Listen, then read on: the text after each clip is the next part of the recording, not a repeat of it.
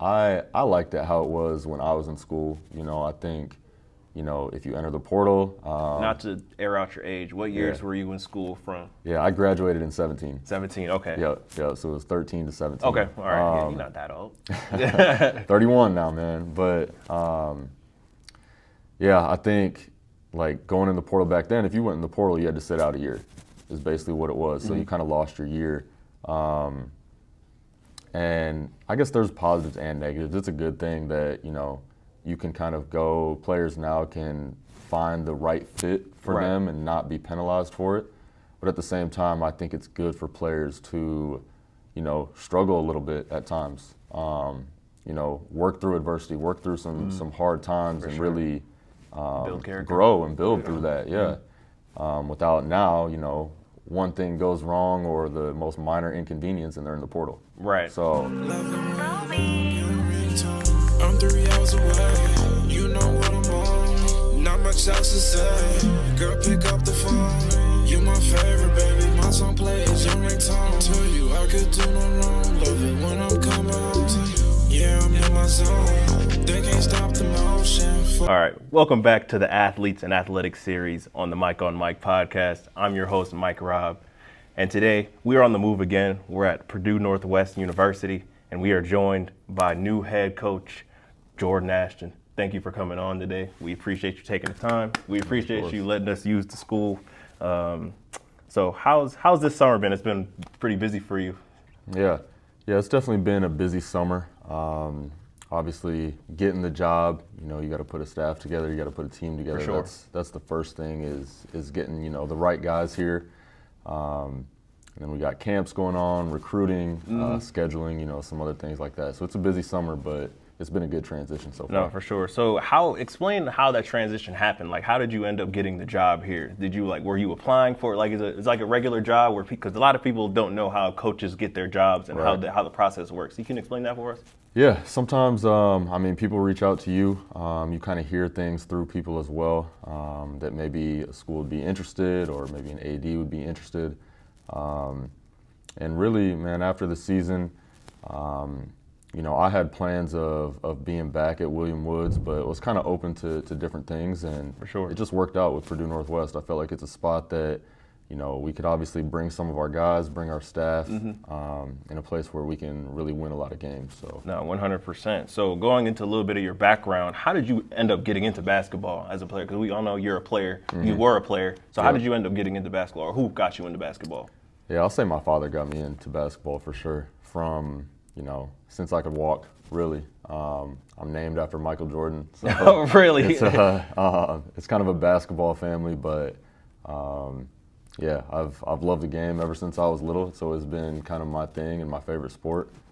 So I knew after I was done playing, I'd want to get into staying around the game somehow. No, for sure. So growing up, did you see yourself coaching as that being that after the game thing? Like you always wanted to be a coach, or is that kind of something that developed when you were a player? Yeah, I think I always wanted to be a coach. My dad was actually my coach. Okay.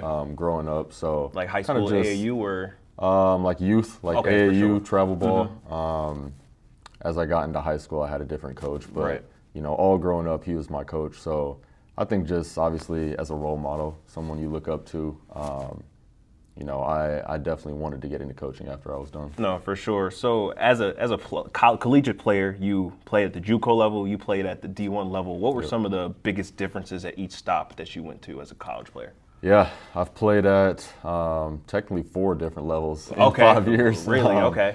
I started out at the D2 level, high D2 in Northwest Missouri, went JUCO. Okay. High major D1, mid major D1. So there's definitely differences. I don't think the separation is as wide sometimes as people may think. Right, as far as like players or skill? Or? Yeah, in terms of like skill. I think the biggest thing, at the D1 level, everyone's bigger, everyone's more athletic, longer. For sure. The IQ is probably a separator as well in terms of like JUCO to D1. So there's things you got to adjust with, but I'd say those are probably the biggest things. Okay, for sure. So while you were playing, who was the best player that you believe you played against? I'd have to say Buddy Hield.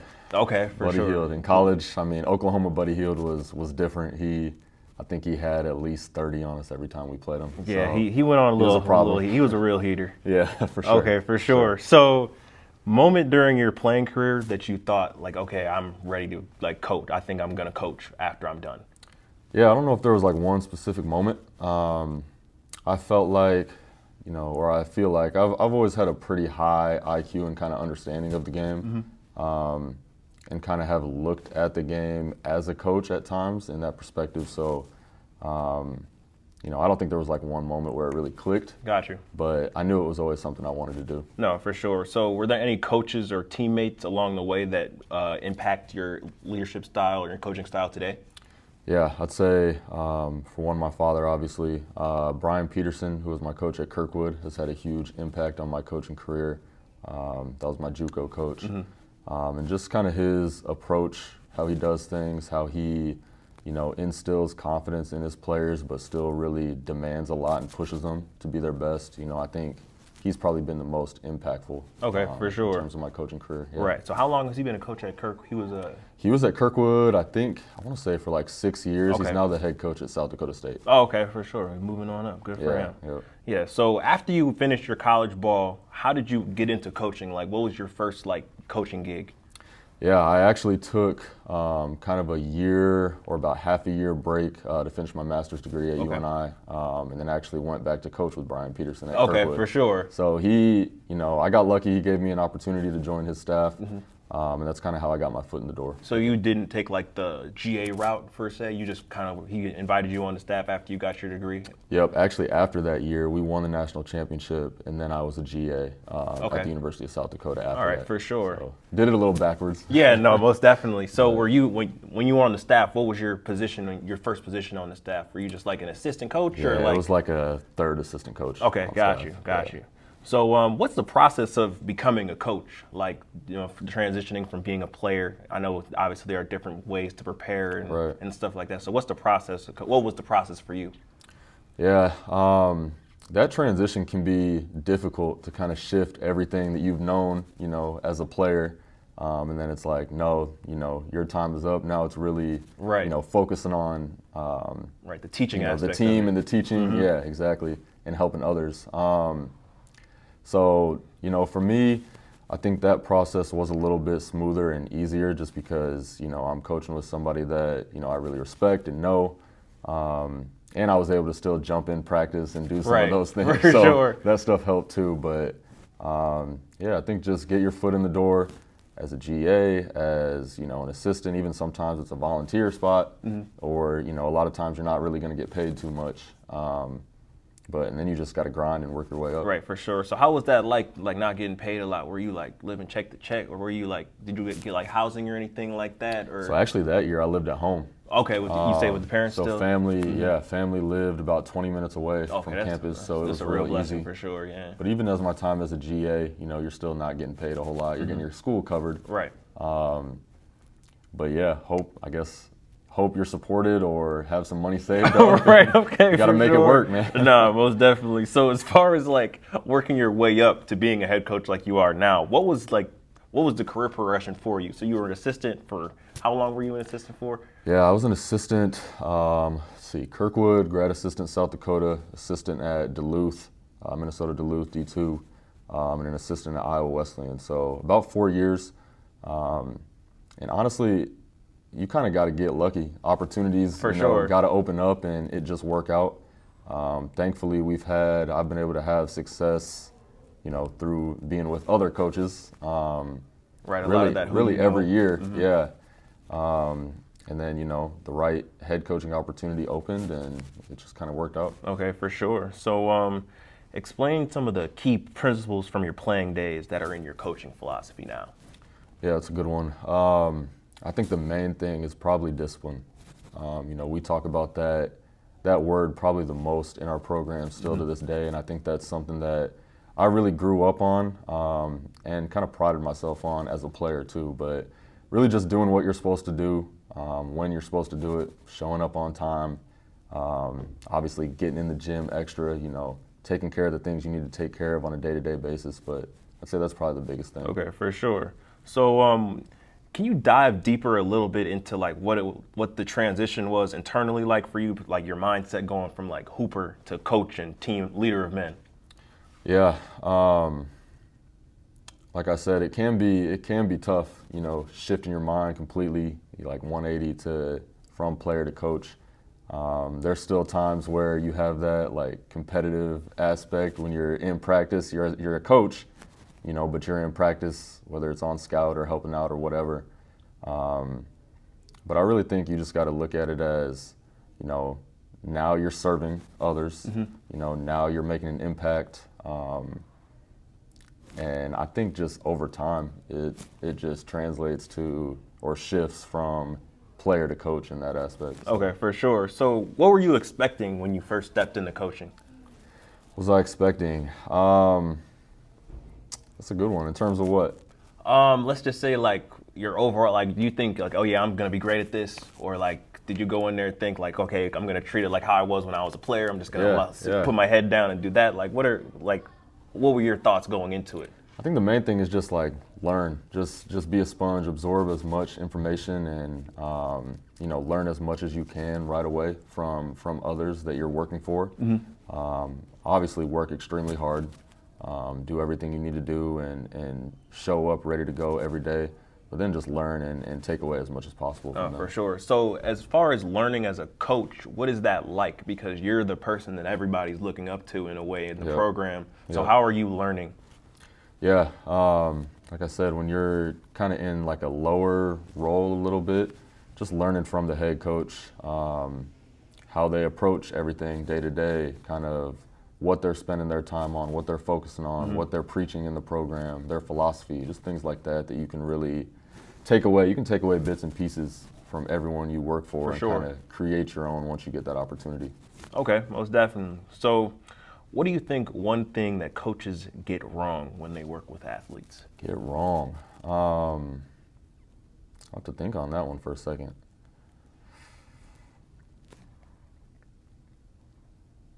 I don't know, that one's tough.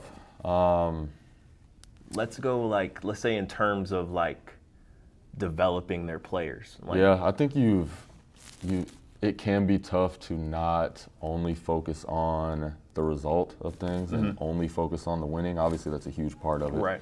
But not only focusing on that and really focusing on the process of it, the day-to-day, your daily habits, really what goes into winning and not just that final end result. No, for sure. You know, and obviously, I think really investing in your guys as well and the team you have now.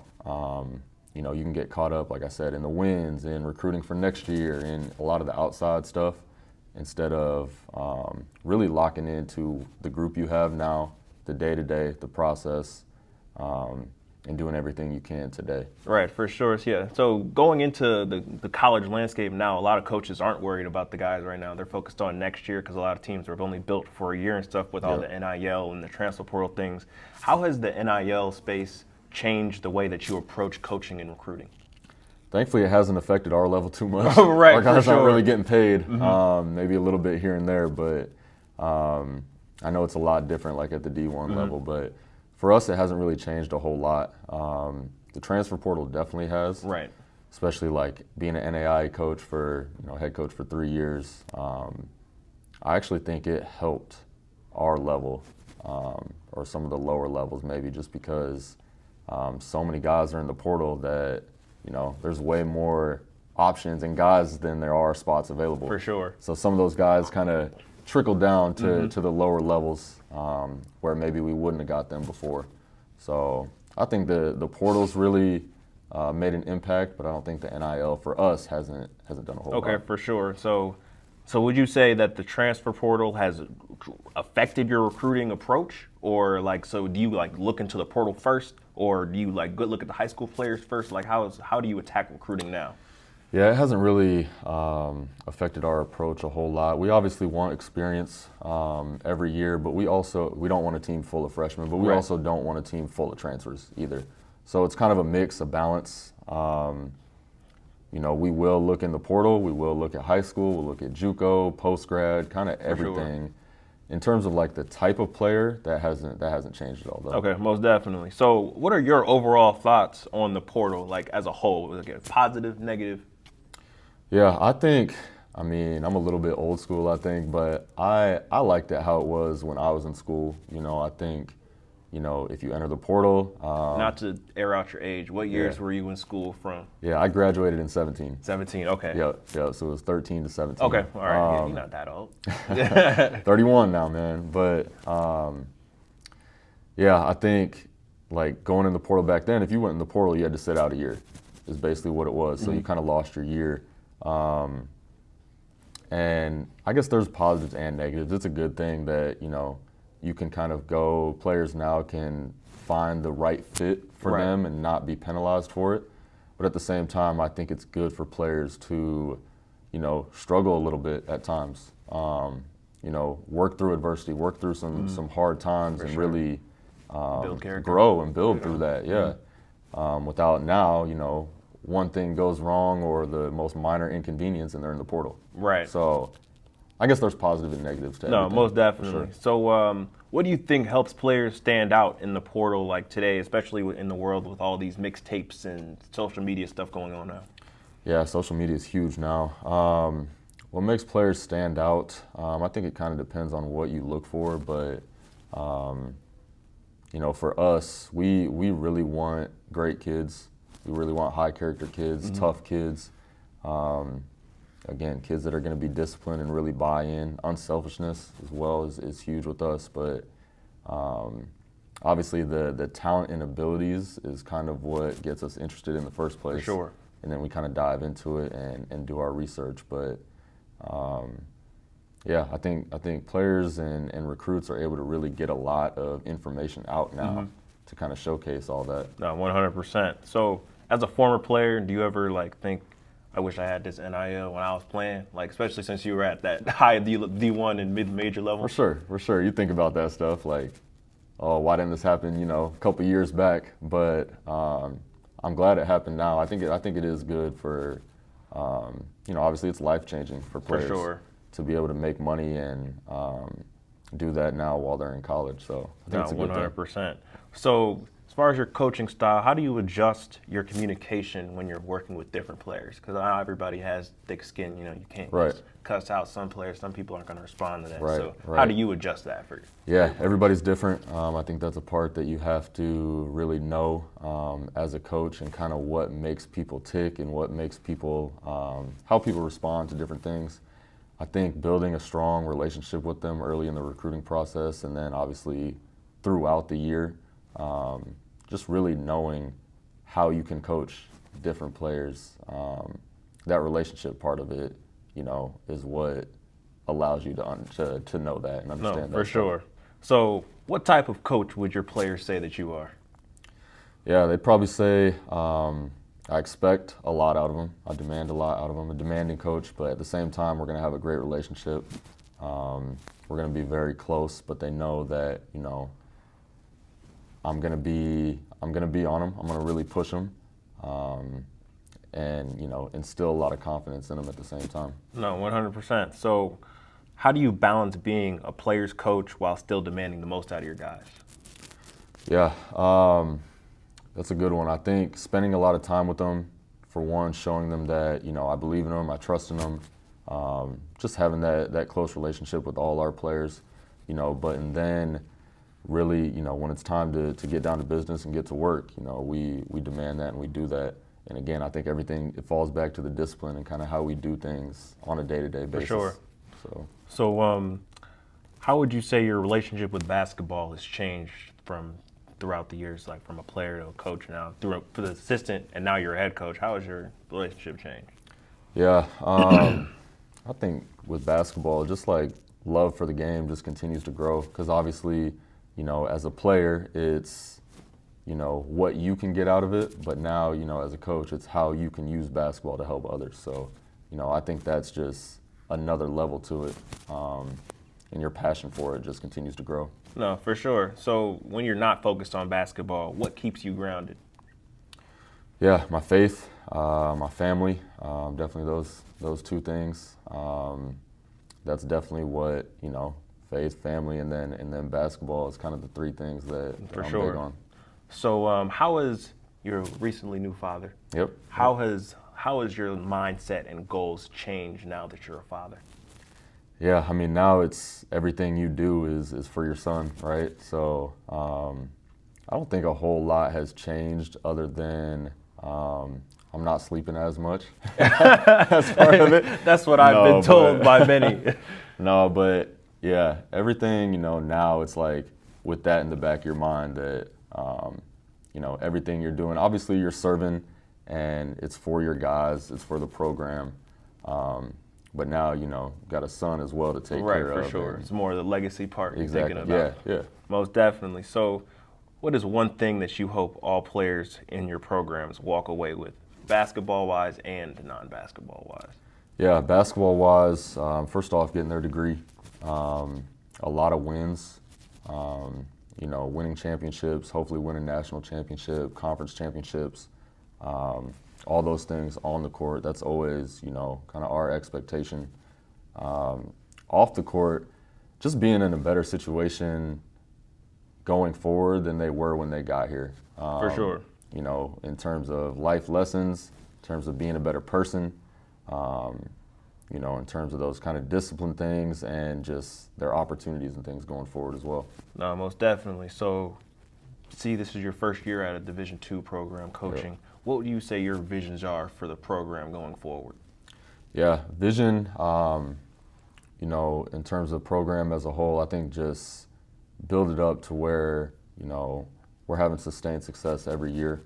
We're one of the top programs in the country every year. That's the main vision. Like I said, just put ourselves in position and situation every year to compete for a national championship. For sure. So, and wrapping up here, how would you say you built your coaching staff throughout your coaching experience at Woods and then now? Yeah, in terms of the staff, you've got to really have, first off, it's all about who you know. For sure. And who you trust. Right. Try to get guys that are really loyal, that are hardworking, that are going to be good for your guys and good for the program. I was always told to hire people that are smarter than you as well in terms of the game, in terms of just kind of the little things.